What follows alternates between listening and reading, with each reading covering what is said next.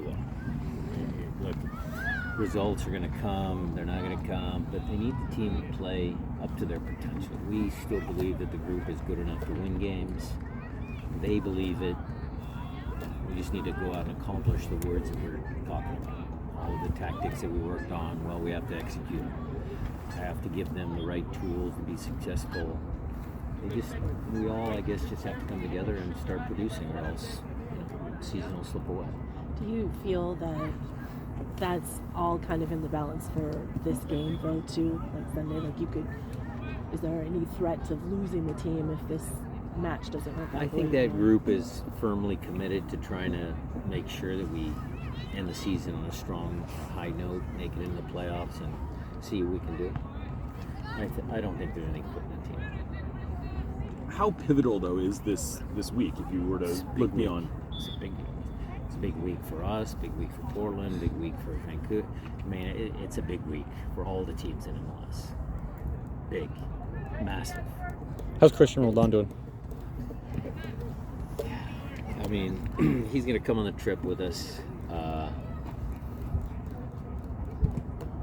We'll see if he plays.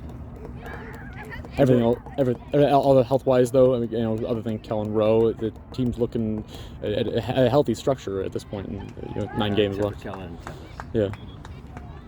Javier Arriaga with Tacoma. One of the players that I guess I'm assuming is with Tacoma today, Josh Atencio. Where do you see him sort of fitting in, and what do you want to see from him to get more first-team minutes? Probably a little more consistency. I know that's hard without playing games. But even in training, he's been a little up and down. He had a back issue, working with some minor little niggly things that was slowing him down. Who's the right pair in there is a bit better with JP or Albert. What is Josh's true position? Not really number 6. He's got too much going forward to be labeled as a 6 or double pivot. I think sometimes if you look at Josh, would he be better in 4-3-3 as one of the 8s? Probably.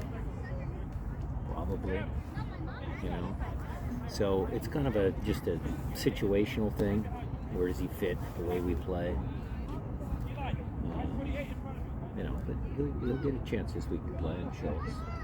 Sometimes you take responsibility, like after losses or whatever, but it seems like this is all on the players now. There's, would you say? No, look, we're combined, but we are separate. Look, I've said this many times. It's our job, my job as a coach, to give them the tools, the tactics, the training for them to be successful. Yes, they have to make plays on the field, Jada. I understand that.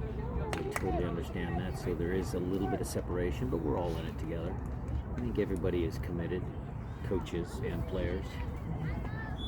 So as coaches, sense. You don't think you've exhausted all of the tools that you can, and now it's like you just waiting. What I would say is that, look, we're trying some different things now until Christian comes back. We're trying to unlock the offense until Christian comes back.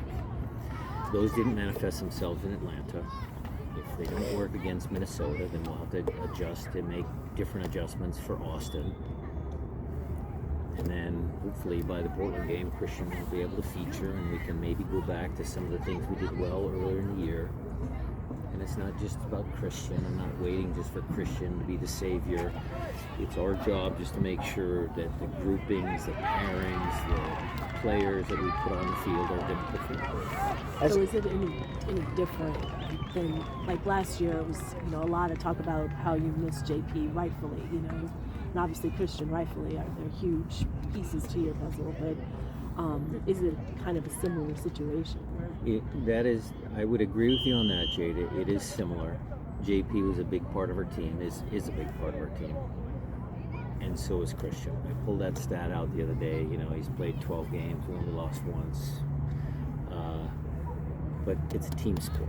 And so we have had enough time to try and overcome some of those challenges from not having Christian in the lineup, and we just haven't accomplished that yet.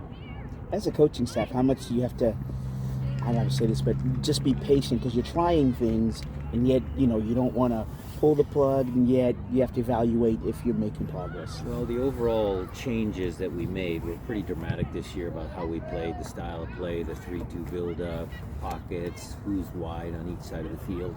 They were big changes for the group, because normally I was 4-2-3-1, but we played, outside backs getting forward, the other guy tucking in.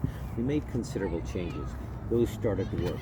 Some of the subtle changes that we tried, like the stuff we tried against Atlanta, yes, they didn't work, but we can't just reshuffle the entire deck. It's still a sound idea. So we're going to try it again. We'll see if it works. And then if it doesn't, then maybe for the last 5 games of the year, we've got to try something different. But when you say you're trying it, I think you made a comment about possibly changing the starting lineup, though. Like you're going to try it again, but with different pieces. Well, yes, but where Jordan plays, how Jordan plays was what we tried against Atlanta. Yeah. Trying to play with 2 forwards a little higher up the field. That was our goal. That was our objective. It didn't manifest itself. Did the loss, the Christian not being in the lineup, the stat, going further, is it his ability to stretch the defense? Is that what? I think he brings a better balance defensively. Okay. I think that's what it is. Christian does all the little things that you don't necessarily see on the scoreline. Yes, he's good in attack. Yes, he can get it behind. He's got good engines. Him and his brother are good. But he does the defending part really well. Balances us a little bit more defensively. And that's why transition-wise, you're not getting quite that turnover. Transition defending. Yeah. Last couple for Coach. Meant to ask you about this earlier this week, but quite a few people noticed that you came out of the locker room a lot earlier than the players did on Sunday. And just curious if there was anything to that, or it was just sort of like one of those things that happens. I said what I thought I needed to say. Obviously didn't work. It worked for 15 minutes maybe, but I said what I needed to say. It was normal. Another kind of different subject, but Sam Adeniran has been Killing it, right? I saw his goal. Yeah. What would you say about how that situation played out here? Similar to what Henry Wingo's done in Hungary, similar to other players. Sometimes a change of scenery. It didn't work for us here. Maybe the coach saw something different.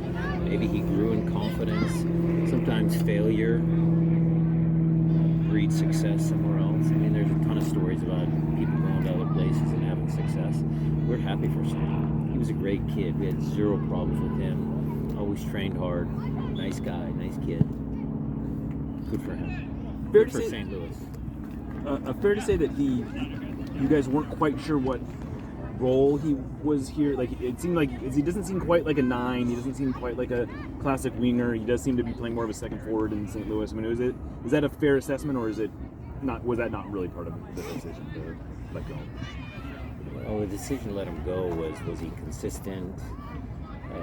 Where was he going to play? Yes, in our style, we had Leo Chu, we had Jordan Morris on the left-hand side. A lot of that was a numbers game. Could he play on the right side? Yes, maybe, but we had Christian. Some of that went into the decision. So, we chose Jordan and Chu, and Sam had to go. I guess that Last one for Coach. you are alluding. You did not see him as a 9. People see his body; they assume he's a 9. It doesn't really look like that. He had a lot of success for Wade when he was kind of playing out here on the left. I'm not so sure he was a true 9. If a team played with 2 forwards, you could match him up with, a guy underneath. He's a talented kid. You got to give him. You have to give Sam credit. He stuck with it, and now he's bearing the rewards of his hard work.